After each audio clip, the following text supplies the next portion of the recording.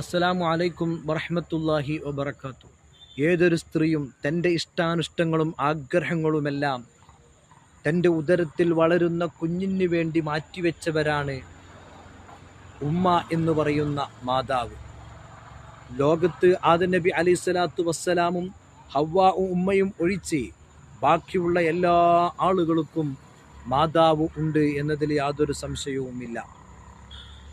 തൻ്റെ ഉദരത്തിൽ വളരുന്ന കുഞ്ഞിനെ 10 മാസം വളരെ പ്രയാസപ്പെട്ടുകൊണ്ട് ചുമക്കുകയും പ്രസവത്തിന് ശേഷം സ്വന്തമായി ഒന്നും ചെയ്യാൻ പറ്റാത്ത ഈ കുഞ്ഞിന് അവരുടെ ജീവിതത്തിൽ ഒരു പരിധിവരെ അവരെ സംരക്ഷിക്കുകയും അവരെ പൊന്നുപോലെ സുരക്ഷിതമായി കാത്തു സൂക്ഷിച്ച് തൻ്റെ ഇഷ്ടങ്ങളെല്ലാം ഒഴിവാക്കി ഒരു പക്ഷേ ഒരു നേരം പട്ടിണി കിടന്ന് ധാരാളം ഇഷ്ടമുള്ള ഫുഡ് എല്ലാം തൻ്റെ കുഞ്ഞിന് വേണ്ടി മാറ്റിവെക്കുന്നു.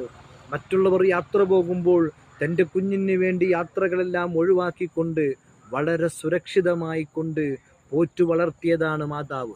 ആ മാതാവിന് പരിശുദ്ധമായ ദീനുൽ ഇസ്ലാം ഒരുപാട് പ്രാധാന്യം നൽകുന്നുണ്ട്. ഹബീബായ നബി സല്ലല്ലാഹു അലൈഹി വസല്ലം തങ്ങൾ പഠിപ്പിക്കുന്നു, തൻ്റെ മാതാവിൻ്റെ മുഖത്തേക്ക് സ്നേഹത്തോടെ നോക്കുന്നത് അത് സൽപ്രവർത്തനമാണ്, ഒരു ഇബാദത്താണ്, ഹജ്ജ് ചെയ്തതിൻ്റെ പ്രതിഫലമാണെന്ന് മുത്തുനബി സല്ലല്ലാഹു അലൈഹി വസല്ലം തങ്ങൾ നമ്മെ പഠിപ്പിച്ചു.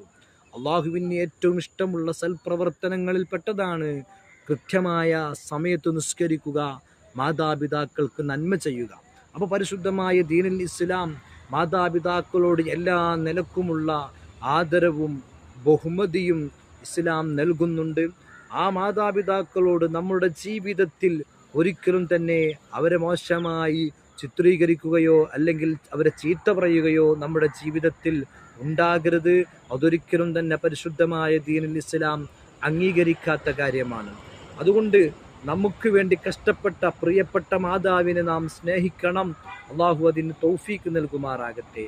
ഇന്ന് റജബ് 2 എൻ്റെ പ്രിയപ്പെട്ട ഉമ്മ ഈ ലോകത്തോട് വിട്ടുപിരിഞ്ഞ് 10 വർഷം തികയുകയാണ്. നമ്മുടെ പല മാതാപിതാക്കളും മരണപ്പെട്ടിട്ടുണ്ട്. അള്ളാഹു എൻ്റെ ഉമ്മയുടെയും നമ്മുടെ മാതാപിതാക്കളുടെയും എല്ലാം ഖബർ സന്തോഷത്തിലാക്കി കൊടുക്കുമാറാകട്ടെ. മുത്തുനബിയോടൊപ്പം ഒരുമിച്ച് കൂട്ടി അനുഗ്രഹിക്കുമാറാകട്ടെ. അസ്സലാമു അലൈക്കും വറഹ്മത്തുള്ളാഹി വബറകാതുഹു.